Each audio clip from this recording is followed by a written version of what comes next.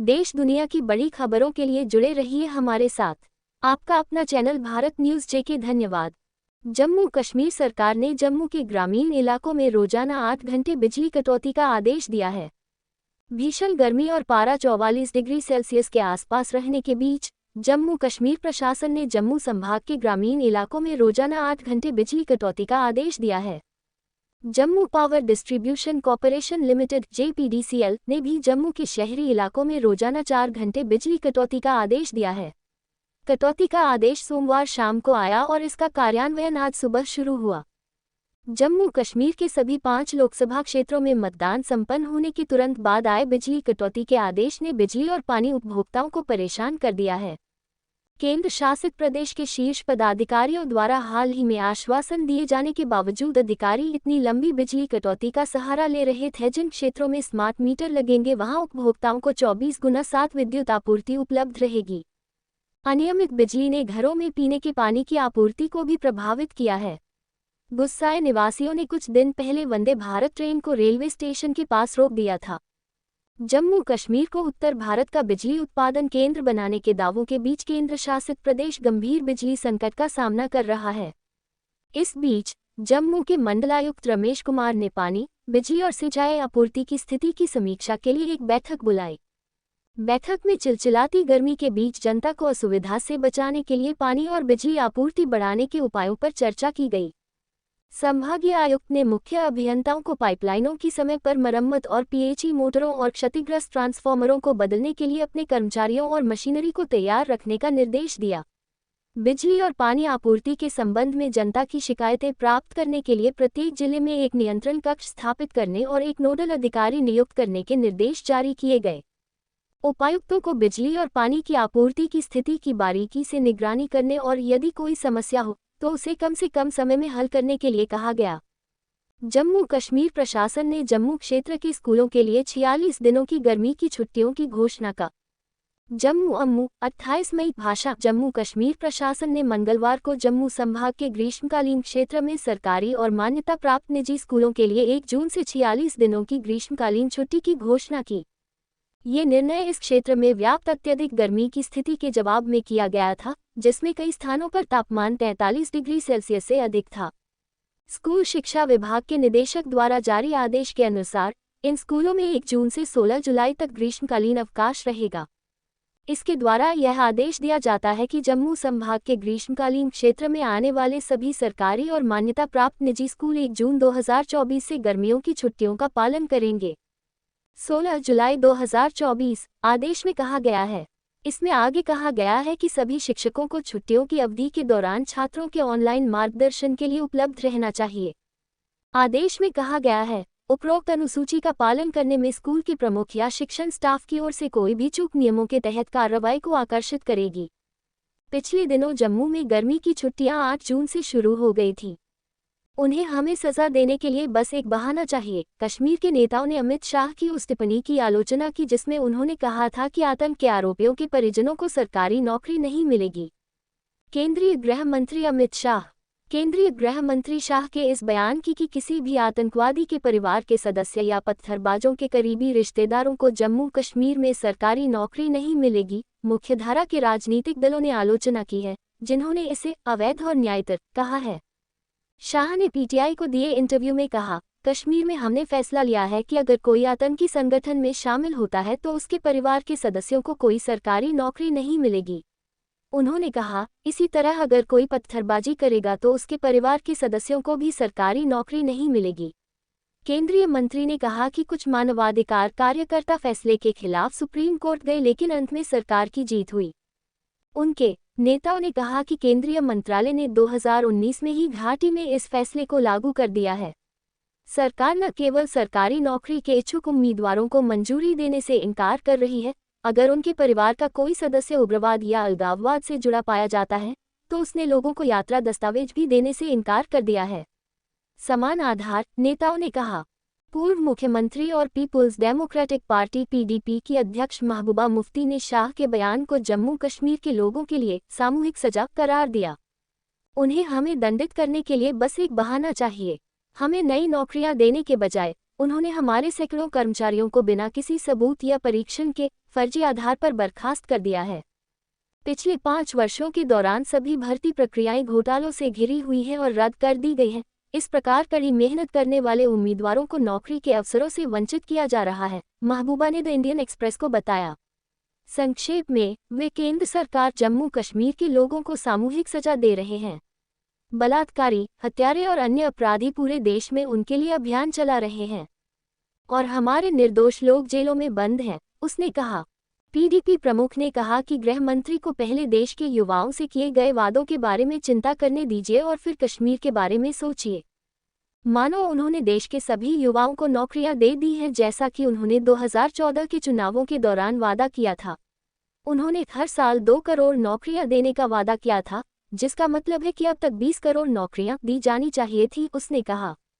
आज देश पिछले 50 वर्षों में सबसे अधिक बेरोजगारी के रिकॉर्ड का सामना कर रहा है। उन्हें पहले देश के युवाओं के लिए अपनी चुनावी प्रतिबद्धताएं पूरी करनी चाहिए और फिर हम कश्मीरियों के बारे में चिंता करनी चाहिए। फैसले को केंद्र की मानसिकता का नतीजा बताते हुए कि वह कश्मीरियों के लिए कुछ भी कर सकता है, पीडीपी के वरिष्ठ नेता और पूर्व मंत्री नईम अख्तर ने कहा कि ऐसी नीति का कश्मीर पर भारी प्रभाव पड़ सकता है। अख्तर ने द इंडियन एक्सप्रेस को बताया, यह एक अहंकारी दृष्टिकोण है और इसमें कुछ भी कानूनी नहीं है। वे सरकार पहले ही ऐसा कर चुके हैं। इस नीति को 2019 से लागू किया जा रहा है। ये केवल ऐसे परिवारों या उनके विस्तारित परिवारों से किसी की भर्ती सरकारी सेवाओं में के बारे में नहीं है, बल्कि लोगों को उनके परिवार के किसी सदस्य के साथ किसी पुराने संबंध या संबंध के कारण 20-25 साल की सेवा के बाद बर्खास्त किया जा रहा है। ऐसे लोगों को न केवल सरकारी नौकरियों के लिए बल्कि पासपोर्ट या अनुबंध कार्ड मांगने के लिए भी पुलिस मंजूरी देने से इनकार कर दिया जाता है। यह एक दुर्भाग्यपूर्ण स्थिति है। अख्तर ने कहा कि इस नीति का सबसे खतरनाक हिस्सा यह है कि इसका इस्तेमाल किसी के भी खिलाफ किया जा सकता है। उन्होंने कहा, इसकी कोई कानूनी जांच नहीं है, आप इसे किसी पर भी लागू कर सकते हैं। मैं पूर्व पीडीपी भाजपा गठबंधन सरकार में मुख्य प्रवक्ता और मंत्री रहा हूं। मुझे पासपोर्ट देने से इनकार कर दिया गया है, मुझे लुकआउट नोटिस पर रखा गया है। मैं यूके में अपने परिवार से मिलने नहीं जा सका हूं 8 साल के लिए, अख्तर ने कहा। नेशनल कॉन्फ्रेंस के प्रवक्ता तनवीर सादिक ने कहा, ये दुर्भाग्यपूर्ण है। अगर परिवार का एक सदस्य भटक जाता है तो अन्य सदस्यों या विस्तारित परिवार को इसके लिए जिम्मेदार नहीं ठहराया जाना चाहिए। न्यायपालिका को इस बारे में निर्णय लेने दीजिए। सादिक ने जम्मू कश्मीर में निर्णय की चयनात्मक प्रयोज्यता पर सवाल उठाया। उन्होंने पूछा, अगर यह भारत में कहीं और लागू नहीं है तो कश्मीर में क्यों? सादिक ने कहा, आइए किसी भी प्रकार के अपराध को लें। इसे करने वाला व्यक्ति ही होता है, परिवार को जिम्मेदार नहीं ठहराया जा सकता।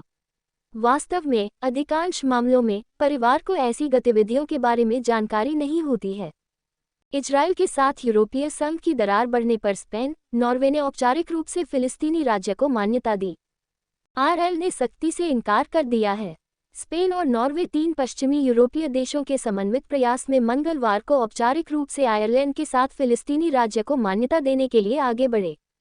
इजराइल ने उस कूटनीतिक कदम की निंदा की, जिसका गाजा में उसके भीषण युद्ध पर कोई तत्काल प्रभाव नहीं पड़ेगा, लेकिन पिछले साल के हमास के नेतृत्व वाले हमले के लिए अपनी विनाशकारी प्रतिक्रिया को नरम करने के लिए तेल अवीव पर अंतर्राष्ट्रीय दबाव बढ़ जाएगा। प्रधानमंत्री पेड्रो सैंचेज ने कहा कि स्पेनिश कैबिनेट मंगलवार की सुबह की बैठक में फिलिस्तीनी राज्य को मान्यता देगी। मैड्रिड में प्रधानमंत्री के महल के द्वार पर खड़े सैंचेज ने कहा, यह एक ऐतिहासिक निर्णय है जिसका एक ही लक्ष्य है, और वह है इजरायलियों और फिलिस्तीनियों को शांति प्राप्त करने में मदद करना। टेलीविजन पर एक भाषण के दौरान इजराइल के विदेश मंत्री इजराइल काट्स ने एक्स पर स्पेन पर हमला बोलते हुए कहा कि सैंचेज सरकार यहूदियों के खिलाफ नरसंहार और युद्ध अपराधों को भड़काने में शामिल हो रही है। नॉर्वे के विदेश मंत्री एस्पेन बार्थीदे ने एक बयान में कहा कि 30 से अधिक वर्षों से नॉर्वे फिलिस्तीनी राज्य के सबसे मजबूत समर्थकों में से एक रहा है। आज जब नॉर्वे आधिकारिक तौर पर फिलिस्तीन को एक राज्य के रूप में मान्यता देता है, तो यह नॉर्वे और फिलिस्तीन के बीच संबंधों में एक मील का पत्थर है। जबकि दर्जनों देशों ने फिलिस्तीनी राज्य को मान्यता दी है, किसी भी प्रमुख पश्चिमी शक्ति ने ऐसा नहीं किया है। फिर भी 3 यूरोपीय देशों का समूह में शामिल होना जनमत की दुनिया में फिलिस्तीनी प्रयासों की जीत का प्रतिनिधित्व करता है। यूरोपीय संघ के 2 सदस्यों द्वारा राजनयिक मान्यता दिए जाने के कारण यूरोपीय संघ और इजरायल के बीच संबंध खराब हो गए हैं और मेरिड ने सोमवार को इस बात पर जोर दिया कि यूरोपीय संघ को कदम उठाने चाहिए दक्षिणी गाजा के राफा शहर में लगातार घातक हमलों के लिए इजरायल के खिलाफ। सोमवार को यूरोपीय संघ के विदेश मंत्रियों की बैठक के बाद आयरिश विदेश मंत्री मिशेल मार्टिन ने कहा कि यूरोपीय संघ की बैठक में पहली बार मैंने वास्तविक रूप से इजरायल के लिए प्रतिबंधों पर एक महत्वपूर्ण चर्चा देखी है। नॉर्वे, जो यूरोपीय संघ का सदस्य नहीं है लेकिन अक्सर अपनी विदेश नीति को इस गुट के साथ जोड़ता है, ने औपचारिक मान्यता से पहले सप्ताहांत में फिलिस्तीनी सरकार को राजनयिक कागजात सौंपे। उसी समय यूरोपीय संघ के विदेश नीति प्रमुख जोसेफ बोरेल ने अंतर्राष्ट्रीय आपराधिक न्यायालय के पीछे अपना पक्ष रखा, जिसके अभियोजक इजरायल के प्रधानमंत्री बेंजामिन नेतन्याहू और हमास आतंकवादी समूह के नेताओं सहित अन्य के खिलाफ गिरफ्तारी वारंट की मांग कर रहे हैं। औपचारिक घोषणा और परिणामी राजनयिक विवाद 7 महीने से अधिक समय से हमास के खिलाफ इजरायल द्वारा छेड़े गए भीषण युद्ध में सामने आया है। 7 अक्टूबर को हमास के नेतृत्व में हुए हमले के बाद गाजा पर हमला हुआ, जिसमें आतंकवादियों ने गाजा सीमा पार करके इजरायल में हमला कर दिया, जिसमें 1200 लोग मारे गए और लगभग 250 लोगों को बंधक बना लिया गया। गाजा के स्वास्थ्य मंत्रालय के अनुसार इजरायल के हवाई और जमीनी हमलों में 36,000 फिलिस्तीनी मारे गए हैं, जो लड़ाकों और नागरिकों के बीच अंतर नहीं करता है। पिछले हफ्ते स्पेन, आयरलैंड और नॉर्वे की संयुक्त घोषणा पर इजरायली अधिकारियों ने नाराजगी जताई, जिन्होंने तेल अवीव में देशों के राजदूतों को विदेश मंत्रालय में बुलाया, जहां उन्हें 7 अक्टूबर के हमास हमले और अपहरण के वीडियो दिखाए जा रहे थे। संयुक्त राष्ट्र के 2/3 से अधिक लगभग 140 देश फिलिस्तीनी राज्य को मान्यता देते हैं। उस समूह में 3 पश्चिमी यूरोपीय देशों को शामिल करने से संभवतः यूरोपीय संघ के दिग्गज फ्रांस और जर्मनी पर अपनी स्थिति पर पुनर्विचार करने का दबाव पड़ेगा। स्लोवेनिया के प्रधानमंत्री रॉबर्ट गोलोब ने कहा कि सोमवार को उनकी सरकार इस पर फैसला करेगी। गुरुवार को एक फिलिस्तीनी राज्य की मान्यता और अंतिम अनुमोदन के लिए अपने निर्णय को संसद के पास भेज दिया जाएगा। संयुक्त राज्य अमेरिका और ब्रिटेन दूसरों के बीच इजरायल के साथ एक स्वतंत्र फिलिस्तीनी राज्य के विचार का समर्थन करते हैं, लेकिन कहते हैं कि इसे बातचीत के जरिए समाधान के हिस्से के रूप में आना चाहिए। नेतन्याहू की सरकार का कहना है कि संघर्ष को केवल सीधी बातचीत के जरिए ही सुलझाया जा सकता है। मंगलवार को अपने भाषण में सचेज ने कहा कि फिलिस्तीनी राज्य की मान्यता एक ऐसा निर्णय था जिसे हम किसी के खिलाफ नहीं अपनाते हैं, कम से कम इजरायल के खिलाफ नहीं। एक दोस्ताना लोग जिनका हम सम्मान करते हैं, जिनकी हम सराहना करते हैं और जिनके साथ हम रहना चाहते हैं। सर्वोत्तम संभव संबंध। समाजवादी नेता, जिन्होंने पिछले हफ्ते संसद के समक्ष अपने देश के फैसले की घोषणा की थी, ने फिलिस्तीनी राज्य की मान्यता और गाजा में संघर्ष विराम के लिए समर्थन जुटाने के लिए ओस्लो और डबलिन सहित यूरोपीय और मध्य पूर्वी देशों का दौरा किया है। उन्होंने गाजा में मानवीय सहायता बढ़ाने और 7 अक्टूबर के हमले के बाद से हमास द्वारा बंधक बनाए गए बंधकों की रिहाई के लिए स्थायी संघर्ष विराम का आह्वान किया, जिससे इजरायल की प्रतिक्रिया शुरू हुई। सचेज ने कहा कि यह कदम संकटग्रस्त फिलिस्तीनी प्राधिकरण का समर्थन करने के लिए था, जिसने गाजा का प्रभावी राजनीतिक नियंत्रण हमास के हाथों खो दिया था। उन्होंने फिलिस्तीनी प्राधिकरण द्वारा शासित एक ऐसे राज्य के लिए अपना दृष्टिकोण प्रस्तुत किया, जिसे पश्चिमी तट और गाजा को एक गलियारे के माध्यम से जोड़ना होगा और पूर्वी यरूशलेम को इसकी राजधानी बनाना होगा।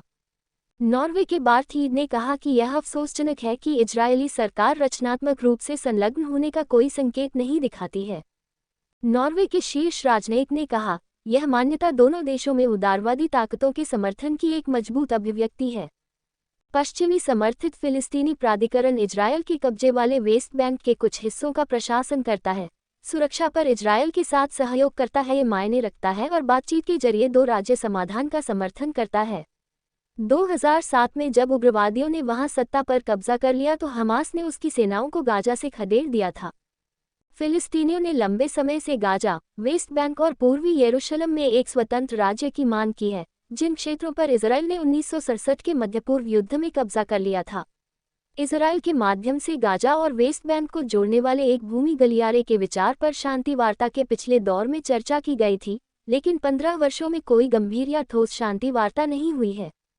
स्नेज ने कहा, हम 1967 की सीमा रेखाओं में पार्टियों द्वारा सहमत हुए परिवर्तनों के अलावा अन्य बदलावों को मान्यता नहीं देंगे। स्नेज ने कहा, इसके अलावा ये निर्णय आतंकवादी संगठन हमास के प्रति हमारी पूर्ण अस्वीकृति को दर्शाता है, जो 2 राज्य समाधान के खिलाफ है। शुरू से ही स्पेन ने 7 अक्टूबर के आतंकवादी हमलों की कड़ी निंदा की है। ये स्पष्ट निंदा हमारी दृढ़ प्रतिबद्धता की शानदार अभिव्यक्ति है। आतंकवाद के खिलाफ लड़ो। मैं ये रेखांकित करना चाहूंगा कि कल से हम 2 राज्य समाधान को लागू करने और इसे वास्तविकता बनाने के लिए अपने सभी प्रयासों पर ध्यान केंद्रित करेंगे। इजरायल अंतर्राष्ट्रीय आपराधिक न्यायालय के दबाव में भी है क्योंकि उसके मुख्य अभियोजक ने कहा है कि वह नेतन्याहू और उनके रक्षा मंत्री के लिए गिरफ्तारी वारंट की मांग करेगा। आईसीजे नरसंहार के उन आरोपों पर भी विचार कर रहा है जिनका इजरायल ने सख्ती से खंडन किया है। देश दुनिया की बड़ी खबरों के लिए जुड़े रहिए हमारे साथ। आपका अपना चैनल भारत न्यूज़ जेके। धन्यवाद।